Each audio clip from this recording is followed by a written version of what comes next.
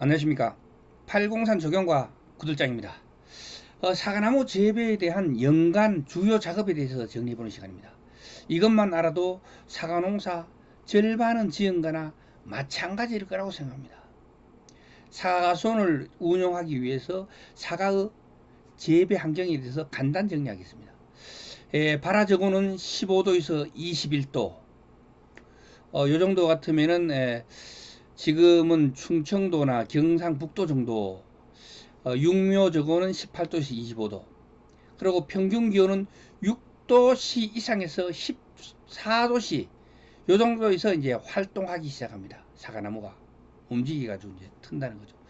생육 기온은 18도에서 24도. 그런데 30도 이상이 될 때는 과실이 비대해지거나 그러면 꽃눈 형성이 불량한 이상 현상이 나타날 수도 있겠습니다. 과실이 성숙기에 생육기온은 20에서 25도, 그리고 착색, 색깔이가 이쁘게 빨갛게 잘 나가는 것은 일평균 12도에서 13도 정도, 야간 평균 기온이 8도 전후가 가장 좋다고 하네요. 그러니까 가을에 착색이 잘 된다는 얘기죠.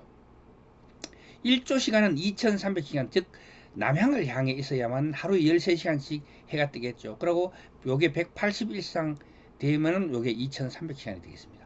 그리고 광수량은 너무 많으면 안 되고 1300mm 이하. 경북 지방에는 의성 같은 경우는 1000mm도 안 되겠고, 경북 북부 지방 같은 경우는 1200mm, 1100mm 뭐 요래 될 겁니다. 아마.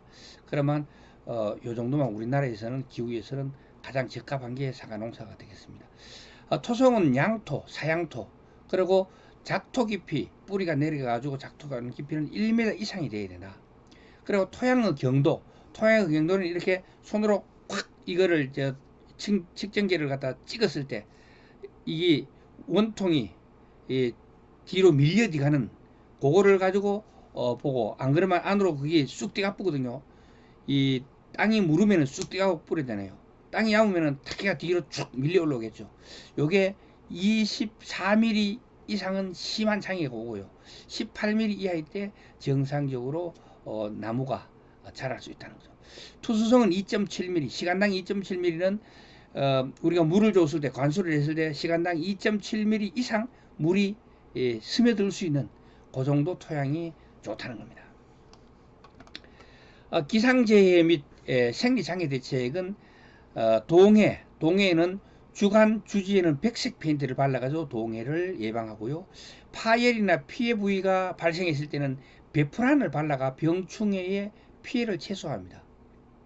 그리고 느서리 피해 방지 사전 대책으로는 냉기 유입 차단을 위해서 울타리에 2m 정도 높이의 측백이나 스잣 등 방상림을 설치하고, 경사지 식재 시에는 경사 방향과 같이 식재를 합니다.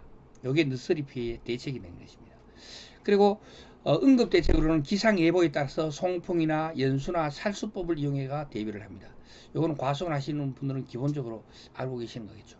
일소 피해, 그러니까 햇볕 때문에 이 수피가 갈라지는 것들 있잖아요. 이런 걸 방지하기 위해서는 관수를 충분히 해주거나 칼슘제, 탄산칼슘이나 카올린 등을 살포해가지고 일소폐를 방지할 수 있고요. 그리고 미세 살수장치를 이용해가지고 31도 이상 고온 시에는 미세 살수장치를 뿜어가지고 일소피해를 방지할 수 있습니다. 그걸 뿌리게 되면 온도가 낮아지게 되죠. 증발하면서, 습기가 증발하면서 온도가 낮아지게 되죠. 고두병 방제를 위해서는 질소 시비를 감소시키고 수세 안정과 큰 과실 생산을 피합니다. 큰 과실이 작은 과실을 생산하는 게 좋다는 거죠. 너무 크게 키우게 되면 이제 고두병이 발생할 수 있다는 겁니다. 소석회와 고토석회를 10아르당 300평당 200에서 300kg, 그러니까 한 평에 1kg를 고토석회나 소석회를 뿌려주게 되면은 고두병이 방지될 수 있다는 거죠. 또 고두병을 방지하는 방법으로는 염화칼슘을 0.3%에서 0.5% 요래 섞어 가지고 물로 해 가지고 살포를 해주거나, 또는 칼슘이 함유된 봉지를 싸주게 되면은 병해를 차단해 가지고 고두병 방지가 될 수 있다고 합니다. 자, 지금부터 연간 일정 1월부터 12월까지 빠른 순서대로 정리해 보도록 하겠습니다. 1월 10일에서 2월 28일까지 사이, 1월 10일에서 2월 28일까지 사이는 사과나무에 대한 전지와 전정을 실시해 줍니다. 1월 10일에서 2월 28일 사이. 그리고 2월 1일에서 3월 20일 사이는 기비, 밑거름이죠. 이른봄 퇴비는 우분, 돈분, 개분 등의 왕겨, 집, 톱밥 등을 섞어가지고 부속시킨 것을 완효성 유기질 비료를 제곱미터당 1에서 2kg, 그러니까 10R당 1000kg에서 2000kg, 그러니까 한 마지기당 약 한 600kg 정도를 뿌려주면 된다는 거죠. 부족분은 질소, 인, 그리고 카리를 각각 제곱미터당 6g, 그러면은 10R당 6kg을 살펴하면 된다는 거죠. 기비는 유기질 비료를 늦가을 낙엽이 진 후 또는 땅이 얼기 전인 10월 하순에서 11월 하순 또는 2월 하순에서 3월 하순 사이에 뿌려주는 게 좋겠습니다. 저희들은 보통 늦가을에 얼기 전에 뿌려주죠. 그래놓으면 이게 한 40일 정도 지나면은 이게 안쪽으로 침투해가 뿌리 근처까지 갑니다. 그러면은 근부 활동기에 시작되는 2월 중순 이후에 양분을 빨아들여 가지고 목대가 굵어지기 시작하는데 그게 좋겠다고 저는 생각합니다. 시비량은 관목 또는 소교목은 1년에 5kg, 그리고 중소교목은 한 주에 1년에 10kg, 그리고 대교목은 높이가 키 높이가 4m 이상 되는 것은 1년에 한 그루당 20kg, 그리고 군식했는 감목은 제곱미터당 10kg을 연간 시비하면 되겠습니다. 그리고 2월 10일에서 4월 20일 사이에 개화기에 저온이나 강우, 고온이 생기면 재해가 발생합니다. 그거는 뭐냐, 결실불량이 발생할 수 있다. 그럼 2월 10일에서 4월 20일 사이는 냉해 같은 걸 조심해야 된다. 그리고 고온과 지나치게 고온이 되거나 안 그러면 지나치게 비가 많이 쏟아지면은 결실불량이 오는 것은 꽃이 피었을 때, 그때 이제 비가 오면은 벌이 움직일 수가 없기 때문에 이런 게 일어나죠. 3월 20일에서 3월 31일 사이는 인공수분의 필요성을 갖다가 파악해 가지고 안정적인 결실과 정형과 생산을 위해서 인공수분을 해줄 건지 말 건지를 판단해야 됩니다. 사과는 같은 품종끼리 자가 수정이 잘 안 돼요. 그래가지고 수분수로서 꽃사과 등을 중간중간에 심어가지고 거기에서 벌들이 거기 앉았다가 요 사과로 앉으면 수정이 잘 된다 그래요. 그걸 타가 수정이라 하거든요. 그래서 타가 수정을 유도하는 게 좋겠습니다. 그리고 꽃봉오리가 부풀어 오를 때에 버루수자가 부족하게 되면은 실과가 많이 생기게 되니까 요때도 인공수분을 실시해 주는 게 좋겠습니다. 그 다음에 4월 1일부터 4월 10일 사이는 수분량, 그리고 안정적인 결실과 정형과 생산을 위해서 인공수정을 실시합니다. 수분수 양이 부족하거나 그러면 기상 이상 발생 또는 벌이 부족할 시에는 인공수분을 실시해 줍니다. 4월 10일에서 4월 20일 사이는 적과를 해줍니다. 꽃이 피어가 수정이 완료되면은 과실이 중심과를 비롯해 가지고 5, 6개가 이래 과실이 달리죠. 이것을 갖다 과축이라 하는데, 사과는 2, 3년생 가지에 과일이 열리는데 3년 된 가지에 열리는 과일, 그리고 가운데 달리는 과축을 남기는 게 좋겠습니다. 그리고 병충해 피해나 상처를 입은 과실이나 나무 성장에 지장을 줄 수 있는 가지 끝에 달리는 이 기형 과실, 이런 거는 제거해 줍니다. 그리고 과실 꼭지가 짧은 과실은 변형과가 되거나 강풍에 낙과를 할 수도 있으므로 솎아내고 꼭지가 긴 과일을 남기는 게 좋겠습니다. 그래야 사과가 자라면서 이게 꼭지가 짧으면 자라면서 이게 기형이 돼 버립니다. 옆에 막 나무 가지에 걸려 가지고 이렇게 이상한 게 그런 거 보셨죠? 4월 10일에서 8월 20일 사이는 비대 성장을 하는 시기입니다. 그러니까 목대가 굵어지고 키도 크고 막 이런 시기가 바로 4월 10일에서 8월 20일 사이가 되겠죠. 4월 20일에서 4월 30일 사이에는 적화제를 살포합니다. 사과는 적과가 신속히 이루어져야 과실 품질이 향상되는 특징이 있습니다. 최근 농촌의 일손 부족과 고령화로 적화제 이용에 대한 관심이 높아지고 있다고 하네요. 적화제는 개화량이 많고 개화기한 중에 기상 상태가 좋아가지고 결실이 충분하다고 생각되는 때에만 실시하는 게 좋겠습니다.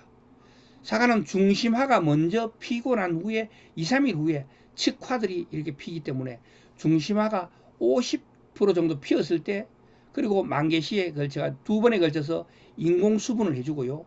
인공수분을 하고 난 2일 후에 적화제를 살포하는 게 좋겠습니다. 인공수분을 실시하지 않은 경우에는 중심화와 측화를 합해가지고 7, 80% 정도 개화했다고 이래 보일 때 그때 적화제를 살포해 주면 되겠습니다.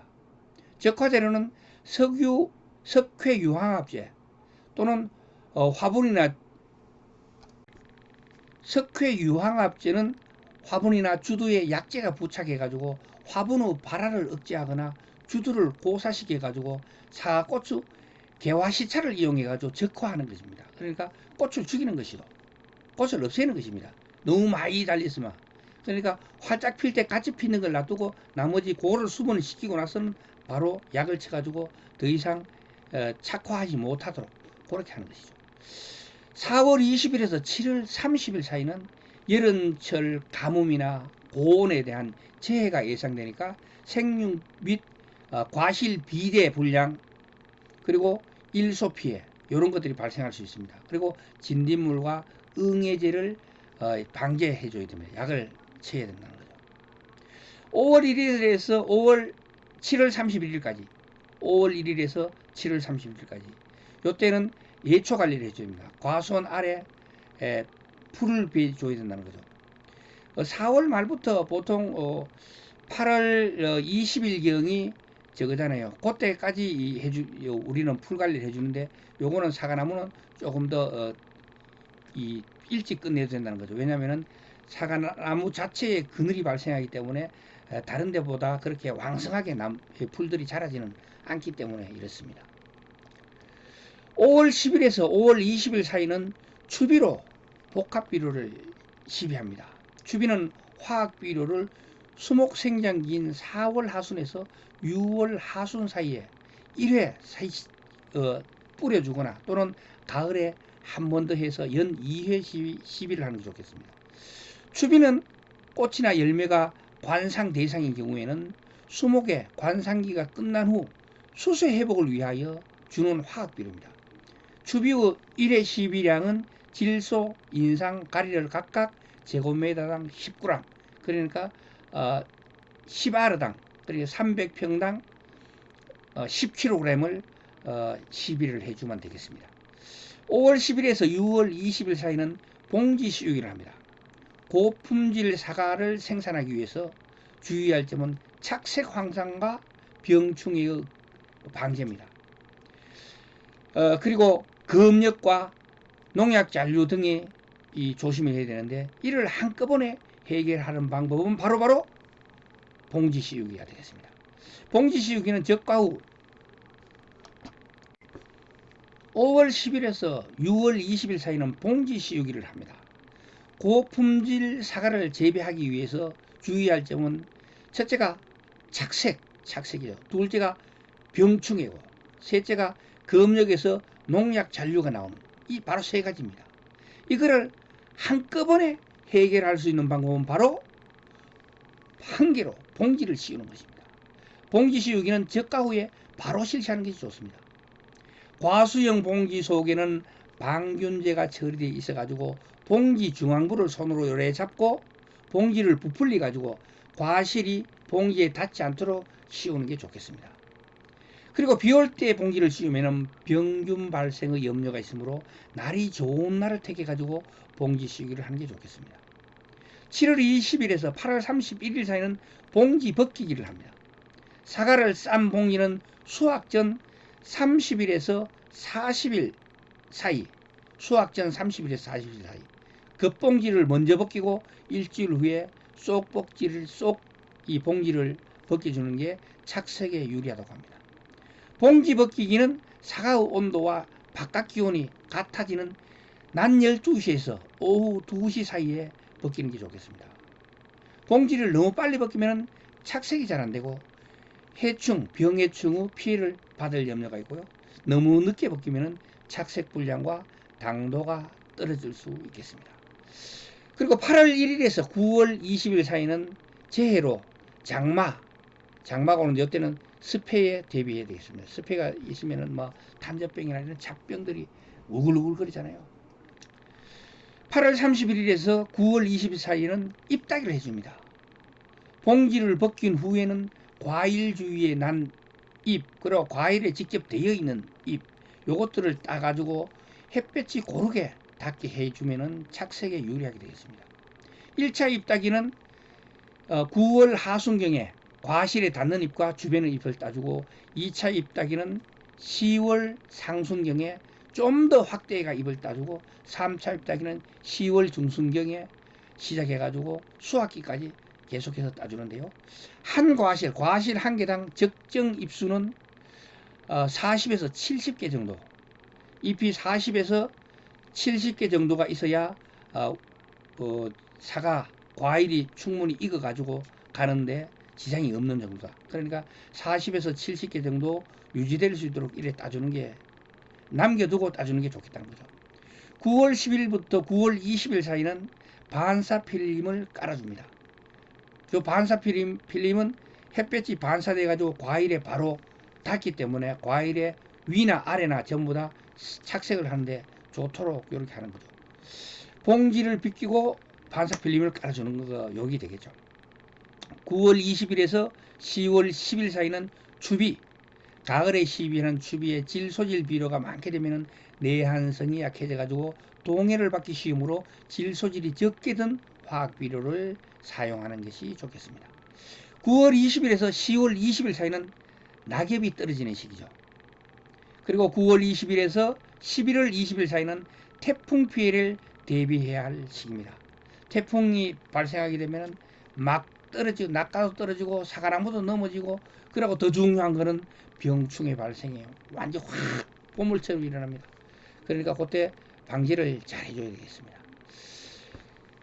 사과나무사 주요 농작업으로 병충해 관리로는 사과나무에 발생하는 병해는 총 35종에 달하며 해충은 312종이 되겠습니다. 그리고 과수류 중에서는 가장 많은 편에 속하죠. 그리고 피해를 주는 종도 약 20종에 이른다고 합니다.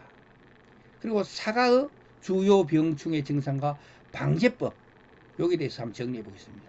4월 20일에서 5월 31일 사이는 갈색 무늬병 약을 쳐줍니다. 그리고 5월 31일에서 7월 10일 사이는 견무늬 썩은병, 7월 10일에서 8월 20일 사이는 사과 혹진닌물, 8월 20일에서 9월 10일 사이는 탄저병, 9월 10일에서 10월 10일 사이는 잎마리 나방, 10월 10일에서 11월 30일, 이거는 복숭아 심식나방 및 순나방 약을 방지하여 주면은 사과나무에 대한 1년간의 병충해 방지는 마무리가 되겠습니다.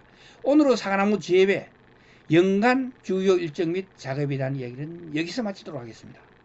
영상이 유익했다면 구독과 좋아요 부탁드리겠습니다. 끝까지 시청해 주셔서 대단히 감사합니다.